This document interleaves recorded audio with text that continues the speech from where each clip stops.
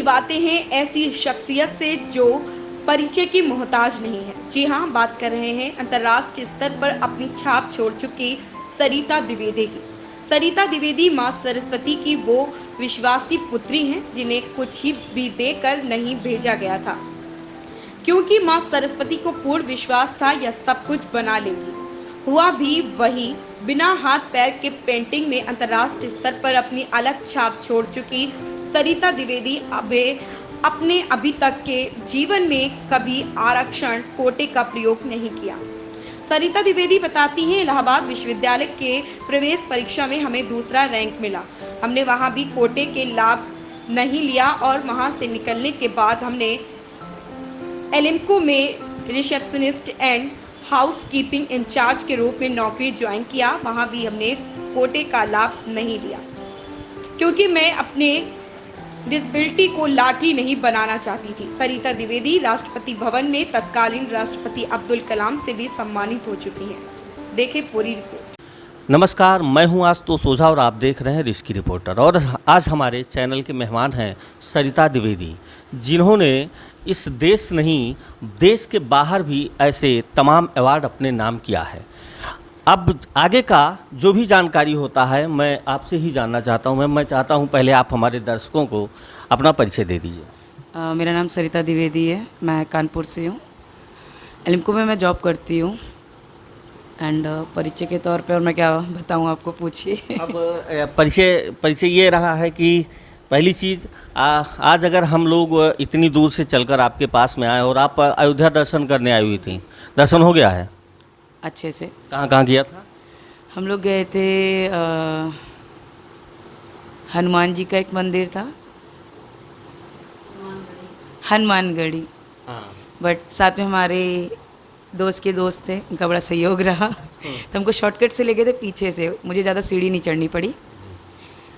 धन्यवाद ओझा जी। अब ये चीज़ बताइए। धन्यवाद।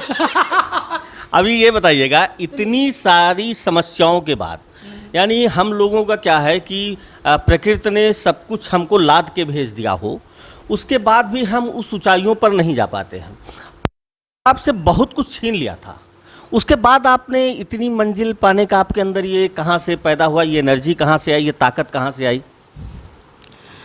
एनर्जी और ताकत का मुझे नहीं पता, but I really appreciate my parents कि उन्होंने मुझे कभी एज अ दिव्यांग ट्रीट नहीं किया, स्पेशल स्कूल नहीं भेजा।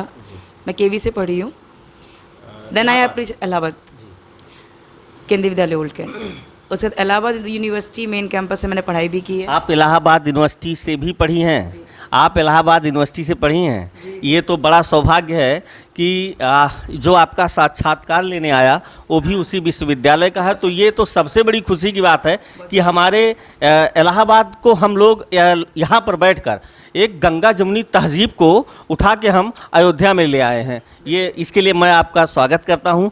तो आप इलाहाबाद यूनिवर्सिटी से आपका ग्रेजुएशन हुआ? जी, मैंने BFA किया था वहाँ से, बैचलर्स ऑफ फाइन आर्ट्स। अच्छा, फाइन आर्ट्स आपने की? किस वर्ष में आपने किया था? मैंने किया था 2011 से 2015 के पास आउट हूँ मैं। अच्छा, 2015 आप वहाँ से पास आउट हो गई। उसके बाद आपका क्या सफ़र शुरू हुआ वो मैं जानना चाहता हूँ, और मैं अपने दर्शकों को भी दिखाना चाहता हूँ कि इलाहाबाद यूनिवर्सिटी से निकल के आप, क्योंकि वहाँ से आपने BFA किया था फाइन आर्ट से, तो वहाँ से आपका जो सफ़र शुरू हुआ वो कहाँ तक गया और अभी कहाँ तक जाना बाकी है? ग्रेजुएशन के बाद मैंने एलिम्को ज्वाइन किया था, it's artificial limb manufacturing corporation of India. वहाँ मैं as a receptionist and house keeping incharge के पद पे काम कर रही हूँ। तो वहाँ पे मुझे बहुत नॉर्मल तरीके से ट्रीट किया जाता है। Even they are not treating me as a divyang, as a differently abled. तो I am very lucky to have my surrounding like जो मुझे बहुत नॉर्मल तरीके से ट्रीट करते हैं। उनकी आंखों पे या उनके व्यवहार में मुझे कभी ये फील नहीं होता है कि मैं कुछ अलग हूँ या बेचारापन मेरे को दिखाने की कोशिश कर रहे हैं। Even we used to have so much fun. मैं थोड़ी जॉली टाइप की हूँ। देखिए, एक चीज़ ये भी बताऊं कि आपने फाइन आर्ट में अपना जीवन बनाने का या भविष्य बनाने का, तो फाइन आर्ट में जब आपके पास में ऐसा कुछ नहीं था कि आप आर्ट बना सकें, ठीक है, जब आपकी ज़िंदगी ही आर्ट थी, उसके बाद आपने आर्ट के बारे में सोच लिया?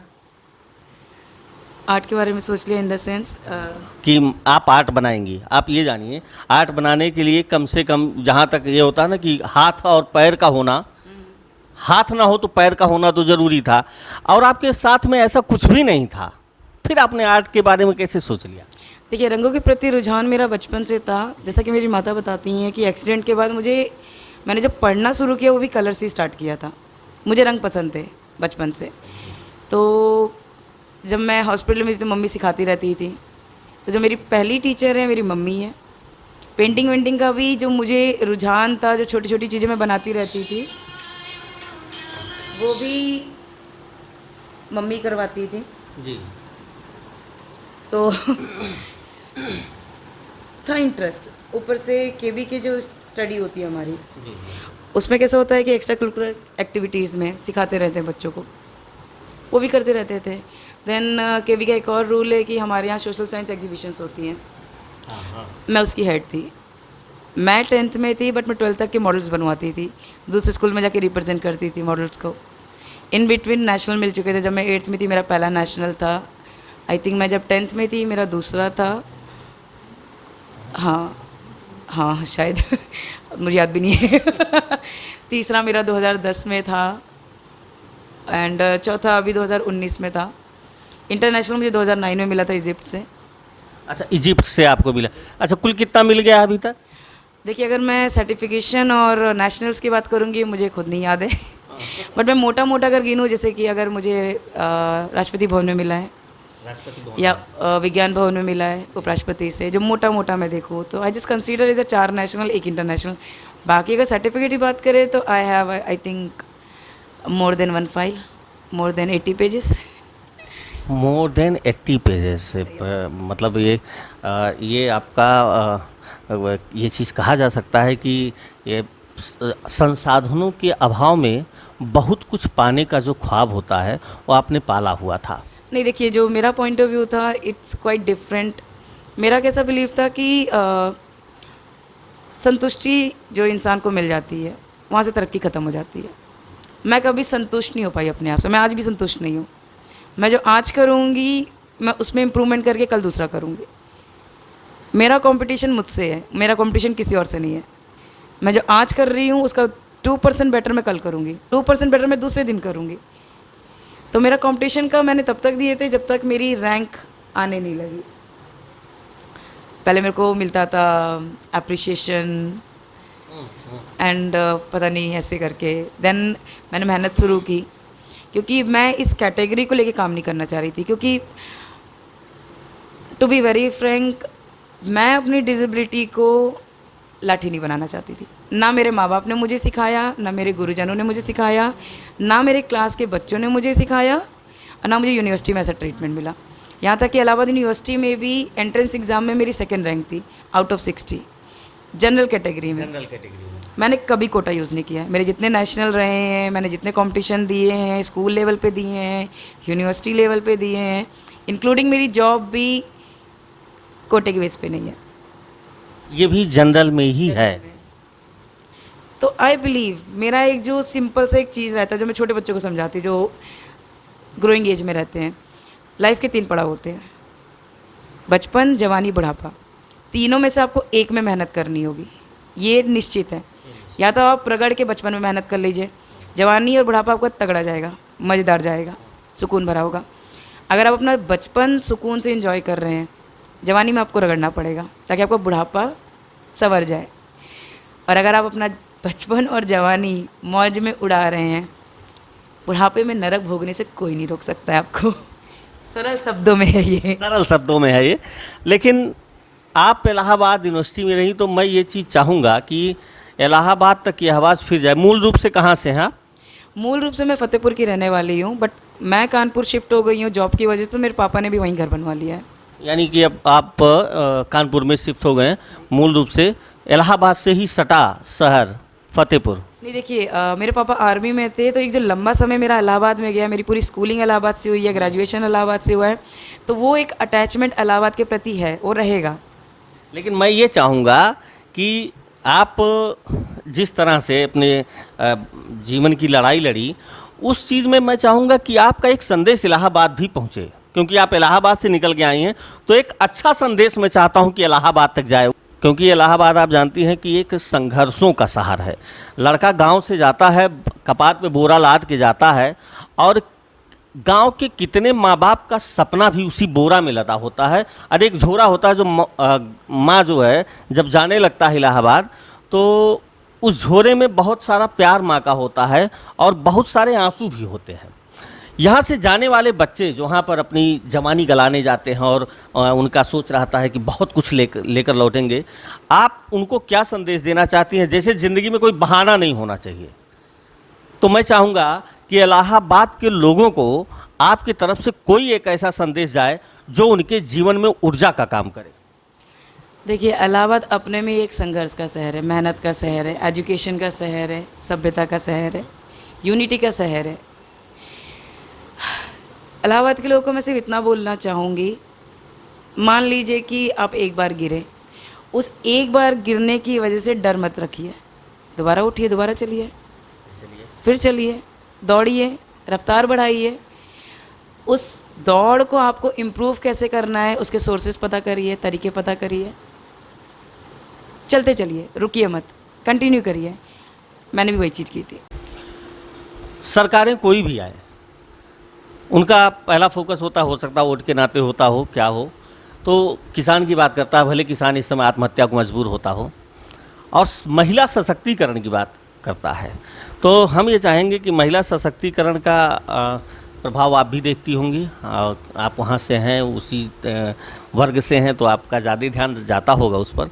महिला सशक्तिकरण पर जो सरकारों की योजना रही और आज आज़ादी के उससे 75वां अमृत महोत्सव मनाया गया। 75वां अमृत महोत्सव, 75 साल में आज भी हम महिलाओं को उस तरह से सशक्त नहीं देख पाए हैं। और आप अगर सशक्त हैं तो मैंने वो कई सारे प्रश्न उसी पर दागे, लेकिन उसका सबसे बड़ा कारण रहा कि कोई सशक्त करने आपको नहीं आया था, वो आपके अंदर की ताकत थी, माँ बाप का सहयोग था, जिन्होंने आपको कहीं से कमज़ोर नहीं देखा। फिर ये सरकारों की योजनाएं कागज़ों में तो नहीं रह जाती।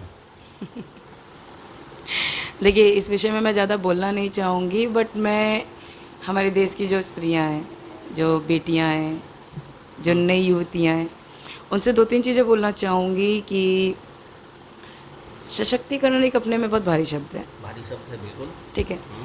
इंस्टेंट ऑफ बहुत सारा भार उठाने से अच्छा है छोटी छोटी चीज़ों पे ध्यान दीजिए, अपने सुधार पे ध्यान दीजिए। आप अगर एक चीज़ सीख रही हैं, दूसरी चीज़ सीखने पे ध्यान दीजिए। उसी चीज़ को इम्प्रूव कैसे करना है उस पर ध्यान दीजिए। ऐसा मत करिए कि आपने एक चीज़ ली है, उसको आपने ड्रॉप कर दिया, आपका इंटरेस्ट ख़त्म हो गया, आप दूसरी चीज़ शुरू कर दी। आप अगर एक चीज़ उठाई है तो उसको अंत तक ख़त्म करिए। मेरा जो लाइफ का टारगेट रहता है कि मैं जो एक को एक से शुरू करती हूँ, मैं उसको 100 तक ज़रूर छोड़ती हूँ, उसके बीच में मैं कुछ नहीं करती। हाँ, तो आपने अगर ऐसा ना किया होता तो जो आप नेशनल 4 और इंटरनेशनल 1 ये बटोर लिया ना, जो आपने अपने सजाने के लिए घर में, तो उस लोगों को देखने में तो सजा हुआ लगता है, लेकिन उसके पीछे की मेहनत यही थी कि आपने वो 100% उस पर दिया है। उसके बाद मैंने अपनी रातों की नींद दी है। जिस उम्र में बच्चे स्कूलिंग करते थे, खेलते कूदते थे, गॉसिप करते थे, कहानियाँ सुनते थे, मेरा रूटीन बहुत सेट था। मैंने कहा ना, जीवन के 3 पड़ाव में आपको मेहनत करनी होगी। अगर आप मेरा उदाहरण लेके चल रहे हैं या बच्चे मुझसे इंस्पायर्ड हो रहे हैं, तो रीज़न एक ही है, मैंने अपने बचपन में बहुत मेहनत की है। मैंने ज़्यादा दोस्ती यारी पे फोकस नहीं किया, मैंने अपने काम पे फोकस किया है। अगर मैं पेंटिंग कर रही थी, जो मेरी गुरु थी, उनसे मैं कंटिन्यू सीखती थी, कुछ नया सीखती थी। मैं उनसे सवाल करती थी, मैडम ये भी सिखा दो, वो भी सिखा दो। स्कूल की टीचर थी, अलग से कोई कोचिंग वोचिंग नहीं की है मैंने। हर बार एक नया सवाल होता था मेरा। मेरी क्यूरियोसिटी इतनी हाई थी कि डेली का मेरा क्वेश्चन रहता था, मैम ये वाला फॉर्म कैसे होता है, ये वाला मीडियम कैसे होता है, ये ब्रशेस कैसी होती हैं। करने के बाद घर आती थी, आराम करती थी। मेरी मम्मी मुझे गार्डन में छोड़ दी थी, क्योंकि उस समय मुझे नेशनल वगैरह नहीं मिले थे, तो ज़्यादा कोई दोस्त नहीं थे मेरे। तो मैं पार्क में अकेले मेरे कुत्ते के साथ बैठा करती थी। मेरे पापा आर्मी में तो हम आर्मी कैंपस में रहते थे। मम्मी बैठाई 4 बजे, 6 बजे लेके आ गई। 6 से 7 यहाँ वहाँ घर पे बात की। घर की मम्मी का एक आदत डाल रखी थी, मम्मी ने पूजा अटेंड करने की। हमारे यहाँ बेसिक संस्कार बड़े स्ट्रॉन्ग थे, मैनर्स, रूल्स, क्योंकि पापा आर्मी में थे, पूजा पाठ रिलीजियस, तो ये हमारे यहाँ बेसिक रूल्स थे।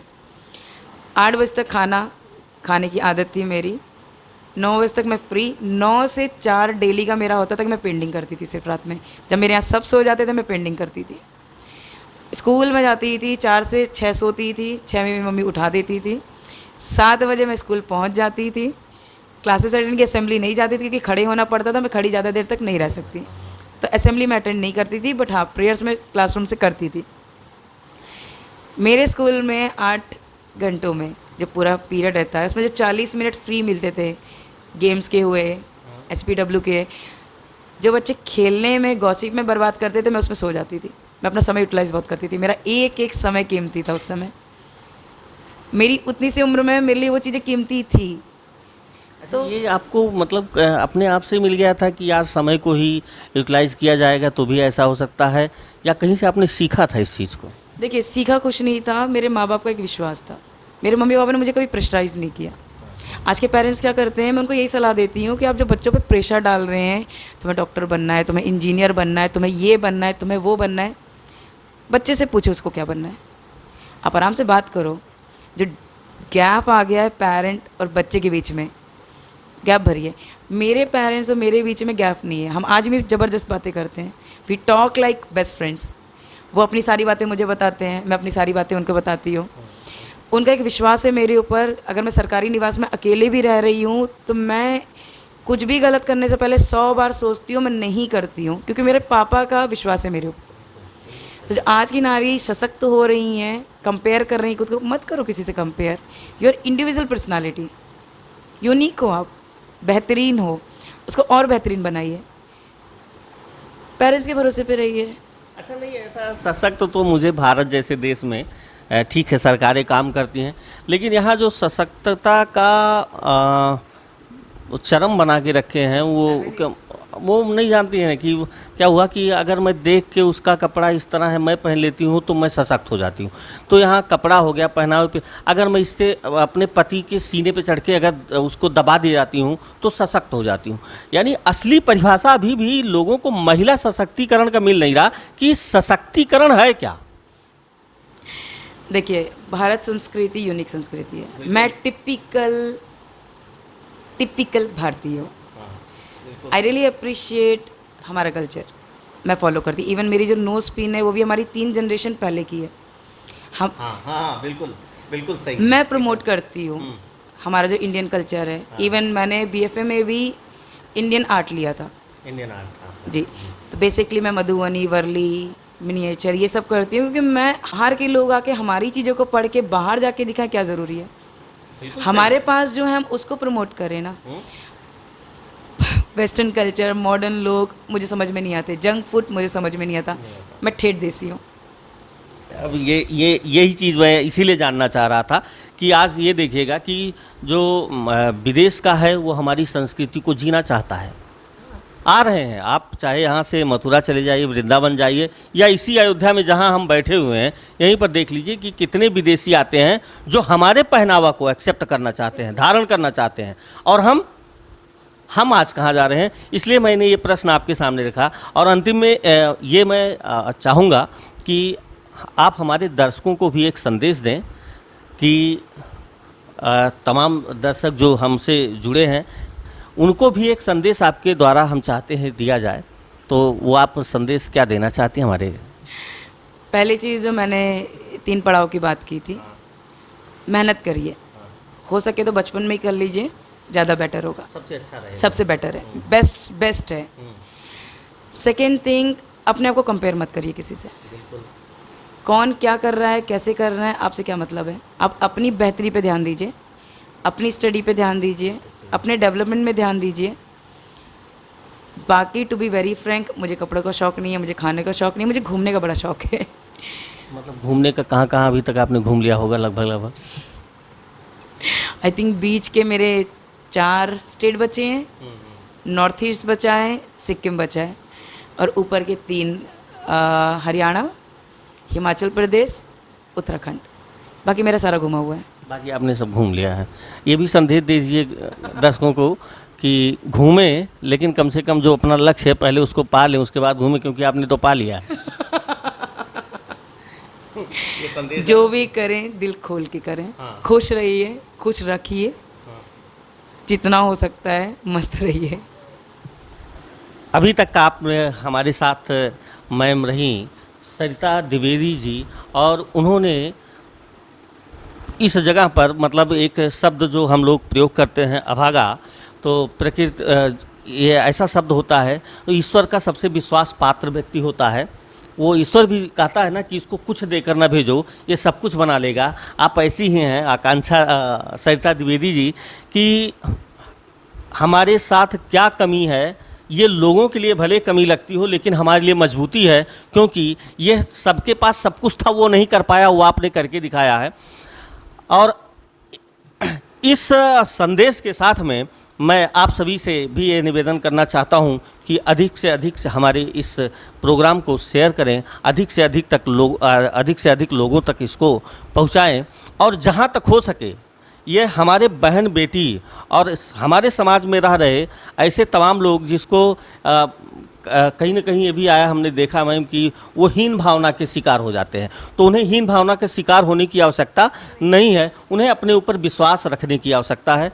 फिर से कहूँगा, अधिक से अधिक आप लोग शेयर करें, सब्सक्राइब करें। जय हिंद, जय राष्ट्र।